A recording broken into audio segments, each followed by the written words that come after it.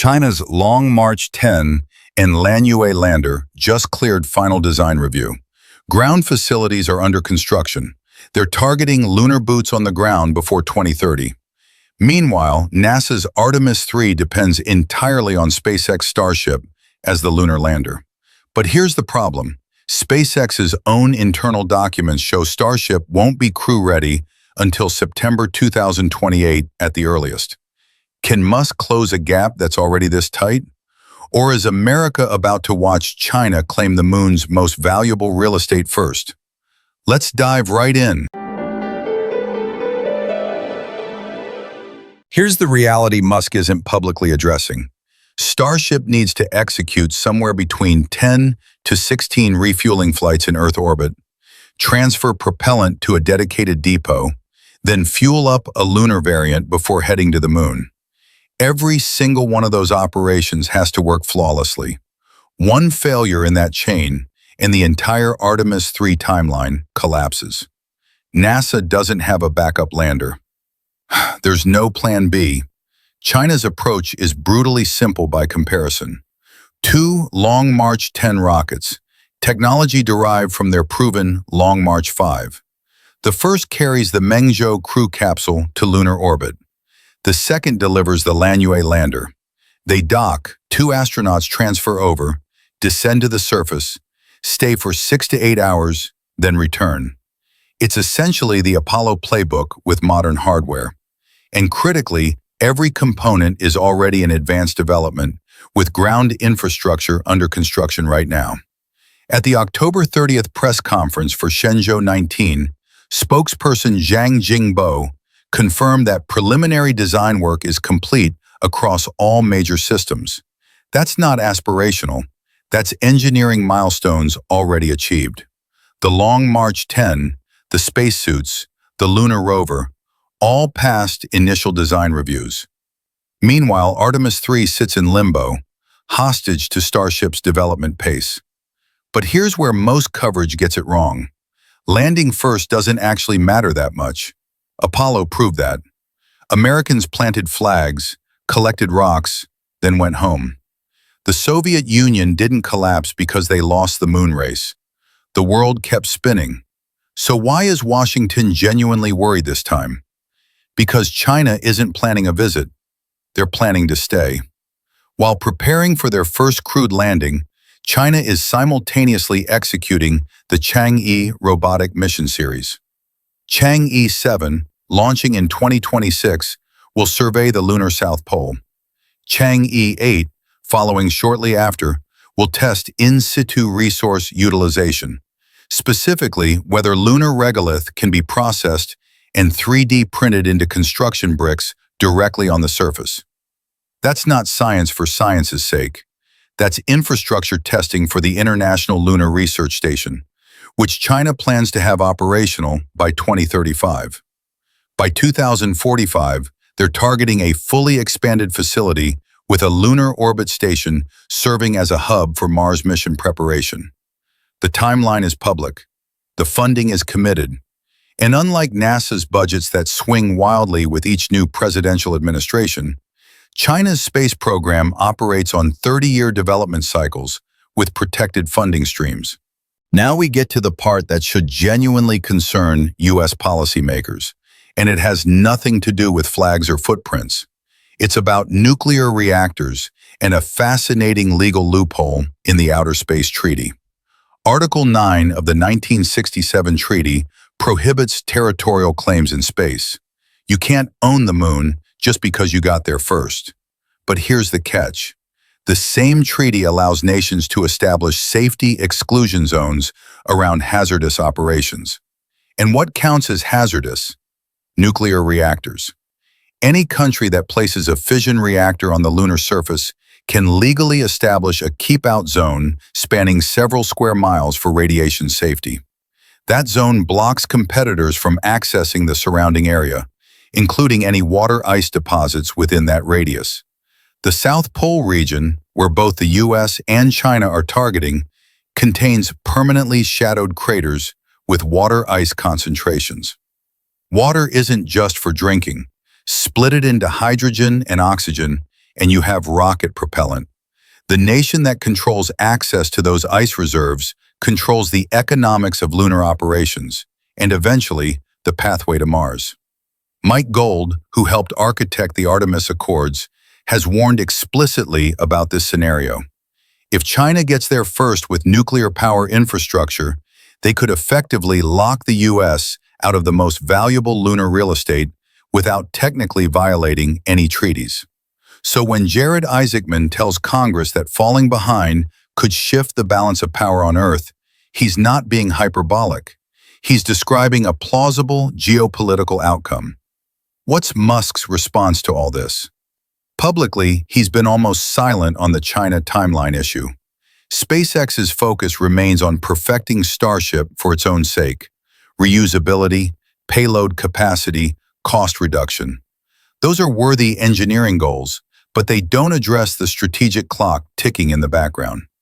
If the internal September 2028 crew readiness estimate holds, and China lands in 2029, the U.S. doesn't just lose bragging rights. Isaacman, now NASA administrator, is trying to reframe the conversation. His pitch is that America shouldn't obsess over being first to plant a flag again. Instead, the goal should be building an enduring presence that makes the moon economically viable. He's talking about Artemis Base Camp, a permanent habitat near the South Pole, pressurized rovers for extended exploration, nuclear power systems, and ISRU technology that extracts oxygen from regolith and water from ice. The plan sounds ambitious, but here's the uncomfortable truth. Every component of Artemis Base Camp depends on Starship being fully operational and flying frequently. The surface habitat modules, the rovers, the power systems, all of it requires Starship's 100-ton payload capacity to be economically feasible. Blue Origin's lunar lander can't carry that kind of mass. Traditional rockets are too expensive for the sorting rate NASA envisions. This is the strategic trap Musk has inadvertently created. By making Starship so central to NASA's lunar architecture, any delay in Starship's development cascades across the entire Artemis program. And right now, Starship is still working through basic re-entry challenges. The vehicle hasn't demonstrated on-orbit refueling. It hasn't shown it can survive a lunar mission profile. Those aren't trivial boxes to check. China, meanwhile, is building hardware they know works because it's evolutionary, not revolutionary. The Long March 10 uses engine technology proven on dozens of flights. Mengzhou scales up from Shenzhou, which has flown crews since 2003. There's risk, obviously, but it's calculated risk within known parameters. The philosophical difference here is profound. The U.S. space program operates in 4-year election cycles, with political optics driving timelines. China's program operates in multi-decade planning horizons, with strategic objectives driving timelines. One system optimizes for headlines. The other optimizes for outcomes. Isaacman is trying to inject Silicon Valley-style thinking into NASA. Move fast, embrace risk, leverage commercial competition. SpaceX and Blue Origin, racing to provide lunar landers, should theoretically drive innovation and reduce costs. And in the long run, that approach might work. But in the short run, the race to return to the moon isn't being won by whoever innovates fastest. It's being won by whoever executes most reliably. So does Musk have a solution to China moving first? The honest answer is no, at least not one that fits the current timeline. Starship is revolutionary technology, but revolutions take time. And time is the one resource NASA doesn't have in abundance right now. Here's what matters. This isn't about American exceptionalism versus Chinese ambition. It's about two fundamentally different approaches to space exploration colliding in real time. One bets everything on breakthrough innovation. The other bets on methodical execution of proven systems. Both strategies have merit, but only one is likely to reach the lunar South Pole first. And whoever gets there first with nuclear power infrastructure doesn't just win a symbolic victory, they gain legal control over the resources that make long-term lunar presence economically sustainable. That changes the strategic calculus for Mars missions, asteroid mining, and everything that comes after. The irony is that Musk built Starship specifically to make humanity multiplanetary. But in focusing on Mars as the ultimate goal, SpaceX may have underestimated how quickly the moon would become contested territory. China didn't make that mistake.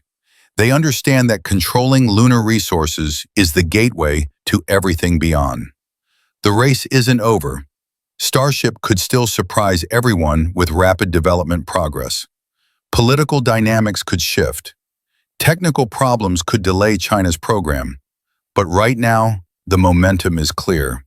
And unless something changes dramatically, we're watching the opening moves of a new space age.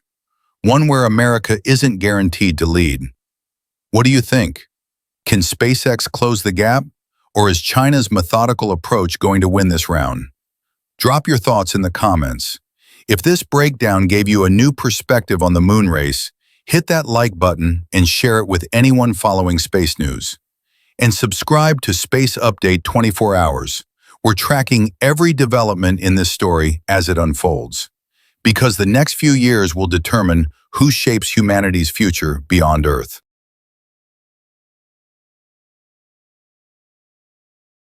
On December 29th, SpaceX's Dragon spacecraft fired its thrusters for over 19 minutes straight, pushing the entire International Space Station to a higher orbit. This marked Dragon's fifth successful reboost during the CRS-33 mission. But here's what's truly historic. Dragon just accomplished something Russia's Progress vehicle has dominated for over 2 decades. What did Dragon do that Progress never could? And why does this single mission mean NASA no longer depends on Russian spacecraft to keep the ISS from falling? Let's dive right in. Dragon wasn't built for this. When SpaceX designed the capsule in the early 2000s, its job was straightforward: deliver cargo to the ISS and return safely to Earth. Orbital reboost belonged to Russia's Progress vehicles, which had handled that task since 1978. Nobody questioned the arrangement because it worked. But SpaceX engineers spotted an opportunity that would require solving a problem the capsule was never designed to handle. Dragon's Draco thrusters controlled the spacecraft's own movement during flight, rotating, adjusting trajectory, executing docking maneuvers. None of them pointed in the direction needed to push a 420-ton space station forward. The solution? Install 2 rear-facing Draco engines in Dragon's trunk section, aligned